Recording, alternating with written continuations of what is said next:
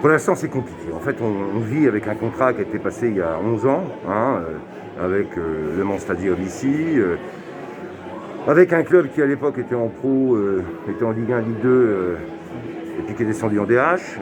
Donc on a ce qu'on appelle un aléa sportif et des coûts qui sont inhérents à un équipement comme celui-là, qui avait été intégré dans un contrat qui avait été signé.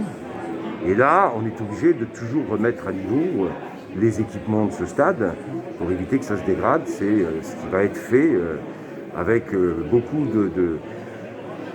comment dirais-je, de vigilance sur les investissements qu'on fait, puisque on est là pour que ce stade continue bien sûr à être au top pour accueillir une équipe et accueillir du public dans de bonnes conditions, les conditions de sécurité, les caméras, tout ça.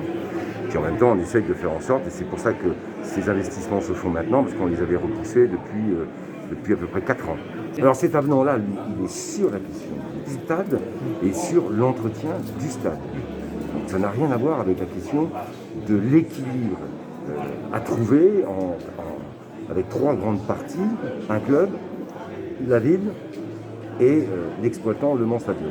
J'ai dit que c'est vrai que sur ce débat, j'ai cherché à avoir aussi des éléments de pression, et c'est vrai que la ville a été sollicitée pour activer les matchs, très bien, on va le faire jusqu'à la mi-championnat, mais je souhaite qu'on débouche sur une négociation qui assure une structure de fonctionnement pérenne dans l'avenir, quelle que soit la situation du club. Voilà, c'est ça l'enjeu. Donc, ces négociations ne sont pas encore commencées, donc elles vont commencer, elles seront très importantes.